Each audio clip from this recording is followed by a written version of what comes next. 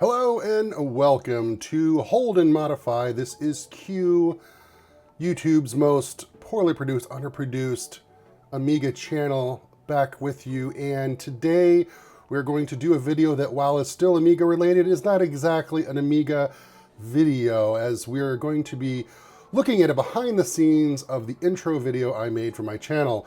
That video started popping up about a month ago. Usually my channel would just begin cold or from fade to black and I would just start yapping. But I got to the point where a lot of folks were saying I should make an intro to help with some branding and recognizability, blah, blah, blah. So I thought, what better thing to do is to create a cool little computer-generated video for my intro around the Amiga. And I chose the Amiga 500 and the 1084S monitor because those were available on the Turbosquid website. And yes, I did buy these objects. I did not make them. They're available there, and you can use them for your own use once you pay for them. And a good shout out to the artist, whoever created these. You did an excellent job. So I'll go ahead and run the intro now. Normally you'd see the intro at the intro of the video, but here, let's go ahead and take a look at it.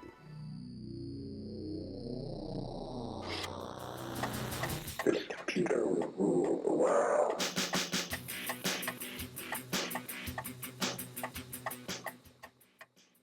So as you can see, that's the familiar intro. And the reason I hold so long on the end there, as you may or may have not figured out, is that at some point I do plan to maybe put on the monitor whatever the subject of the current video is. I haven't gotten to that point yet. I'm still learning this. Editing has never been anything I've known how to do. I've actually had to learn it as I've been evolving my channel here on YouTube. So one of the neat things, as we've been staring at this screen as I've been talking, is in the background, you may recognize this or you may not recognize this, is Newtek's, well, formerly Newtek's Lightwave 3D. It's now owned by a company called Viz RT. But for many, many decades, it was under the umbrella of Newtek and Lightwave 3D. And of course, as you know, I have made numerous Lightwave Amiga videos. And yes, Lightwave 3D software is still around to this day. And in some ways, some parts of it are very, very familiar. And I just, in the process of showing how I did this video, this intro video, I was going to go ahead and show you some of the areas that are still similar. So let's bring up one of those interesting ones. Now, if you've gone back and looked at my Lightwave basic videos, some of these may seem familiar, but one of the things that hasn't really changed is the composite options tab. This is if you click on Effects, Backdrop, and you go to this Add Environment and you add the backdrop, this actually brings up a very familiar looking set of controls that still pretty much exist in the Amiga version. And I'll actually go ahead and show the Amiga one here just from memory. I mean, it's not identical, but you'll see the similarities here. Yeah, so, and the funny things, this control here, this goes even further back than Lightwave. Something very similar to this was actually in Videoscape 3D, Alan Hastings' first kind of 3D software he did before Lightwave. So that's the legacy on that. And then there's even some things like the tab, the compositing tab, where you set your background image and your foreground and your image alpha.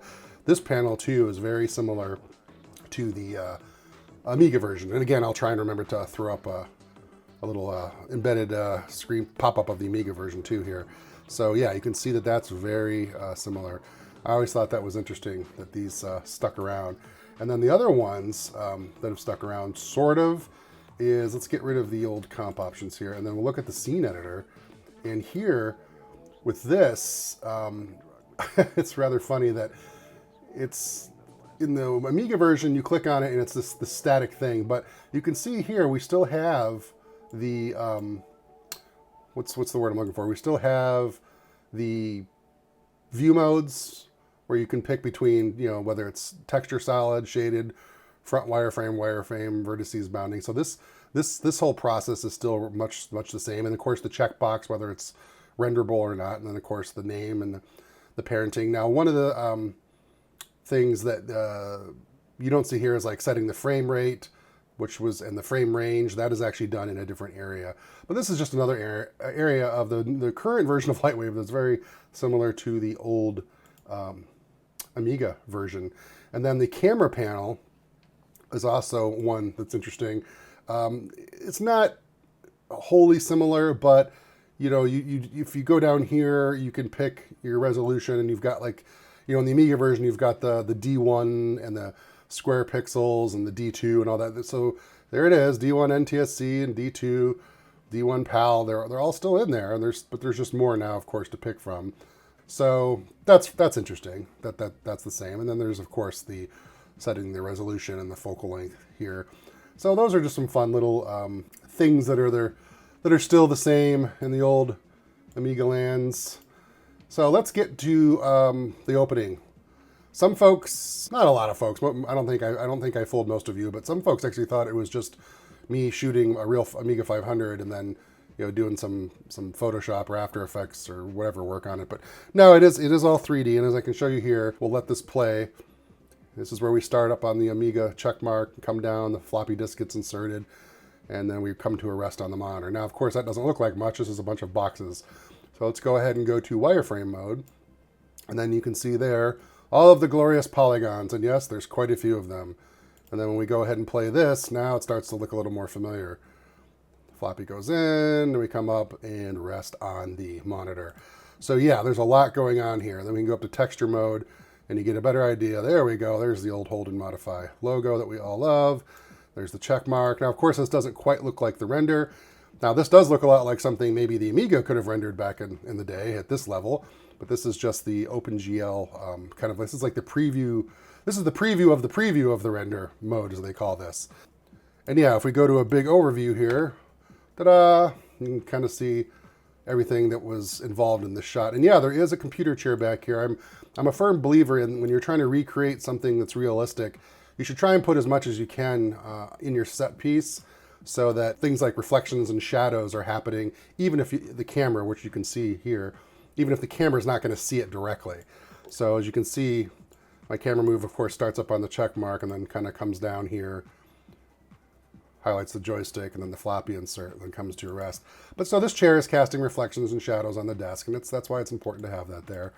And one of the things I'd like to mention too that you can't really see that I'm doing off screen is that all of the hotkeys are still pretty much the same as the Amiga version. The whole like holding down left alt and left click to orbit and move, and control and alt to zoom in and out. So there's a lot of similarities there too.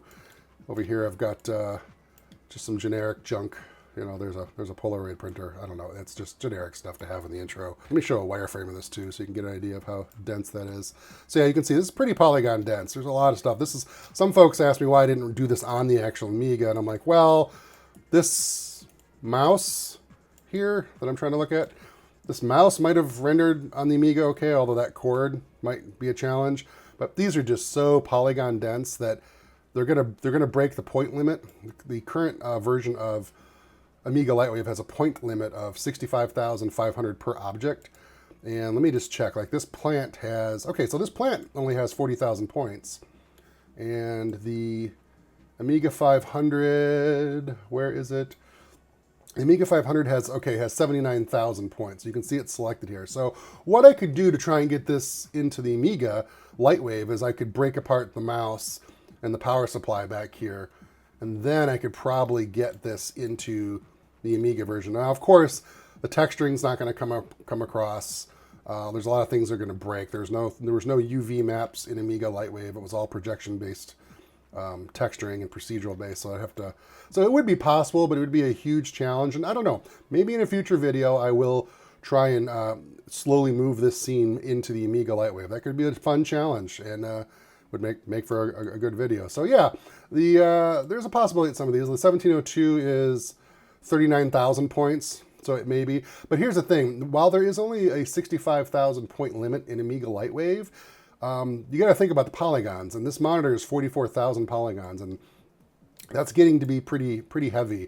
The plant here is 42,000, so these add up quickly. And on a computer that only has anywhere from 4 megabytes to, if you're lucky, 32 megabytes, and if you're really lucky, 64 megabytes of memory on the Amiga, you're going to quickly eat up that memory space. So one of the things asked, of course, is, well, did you render this in Lightwave? And I did, but I did use a third-party render plugin called Octane, and Octane is a render engine that uses your graphics card, your GPU, to render the data instead of your CPU. Technically, it does still use your CPU, but the core of the rendering is done in the GPU. And this is what allows for extremely fast rendering to start. But then the Octane render engine itself is called a path tracer. I'm getting into like technical terms again, but meaning it's basically as realistic as possible to make light reflect and bounce off of things in your scene. It's like, this is our attempt at photoreal rendering on the computer, and that's what Octane allows for. So if I go ahead and fire open this Octane, and let's make that a little bigger, smack it in the center there. So this little Octane viewport pops up, and then, wow, look at that. You can already start to see the familiar intro. And yeah, I pretty much rendered this intro straight out of Octane. I didn't really do anything in After Effects to it. All of the glows and the lighting effect and the vignetting you're seeing, the darkness in the corners, that's all just part of the Octane. As you can see, I can zoom out here to give you a little better view of what's going on. If I go ahead and, let's see, if I switch to something like the 1702, and I go target, I go perspective, we can zoom out, and we go, oh my gosh, what is going on? So this is the room that everything lives in. And I got some fake windows I cut out. Remember what I told you about the chair? About cutting out, adding things to your set that you don't see, but will cast shadow and light. Well, this is a perfect example. I've got these cutout windows here. And if we zoom all the way back into the room, now we can see what's going on here. We have this lovely little computer desk here. This is one of the cleanest, most kept desks I've ever seen. I would not ever have one this clean. I try sometimes. But yeah, that gives you a little overview of what's going on in the shot, what's involved. So yeah, you can see that there's not much else in the room. I mean, if I really wanted to go crazy, I could have put like some shelves in here, maybe a bed or some more stuff just to help cast reflections and light. But for this simple intro, we're so focused here. I mean, most of what you're going to see is just right here. And then we can go back to the camera. And then, of course, we can kind of scrub through this. Now, there's a lot going on. One of the things, even with the amazing speed of GPU rendering technology, interior shots, you got lots of little light rays bouncing around, and that takes a long time to calculate, even on the GPU. So when I'm sliding the time slider here, that's why you're seeing it kind of dip to this crunchy blackness, because it's having to update.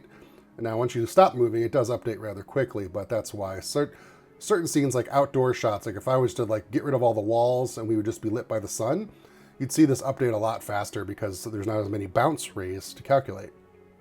But still, this is amazingly fast. I mean, considering the videos I usually show with Amiga Lightwave, yeah, this is crazy. I mean, you're seeing something that pretty much looks photoreal.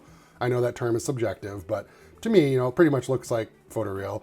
And we're scrubbing around it in real time, and I think I get a big kick out of it. But yeah, I just wanted to show current version of Amiga Lightwave, of Windows Lightwave, and how yes it is. I still use it. It's my day job, and this how this intro was actually done. You can see down here my little H.A.M logo. This was this logo, the H.A.M logo, and this logo here were done by the Visual Sense, which is a really awesome graphics company out there that does all kinds of stuff. They make web pages, they make catalogs, they make custom designs, and they're friends of mine. And I don't see, I actually don't have it in this animation, do I? I don't actually have my little animated caricature of me. That was actually done by Studio Artifacts. So I don't have any 2D skills, folks. That's why I do 3D. So yeah, Studio Artifacts is actually the people that designed my little caricature that I have. And then the Visual Sense are the ones that made the whole Modify logo and then modified that caricature with a piece of ham on the head. So as you can see, it takes lots of people to make all this happen. It isn't just me, but yeah, I'm handling the bulk, obviously, of the design and animation and getting this content together. And here it is. And again, a lot of these assets are available on Turbosquid. There's some Amiga fan out there who sold his assets on Turbosquid for us to purchase and use, and I'm very thankful for that. because this is a really great job. You know, maybe I'll make more of these videos. They'll be in their own playlist. I'm going to have a new playlist now. I guess I'll call this, well, this will just be behind the scenes. But maybe I'll make a future playlist of Windows Lightwave or something. I don't know. I don't want to drift too far from my Amiga stuff because I really love doing the Amiga stuff. All right. See you later.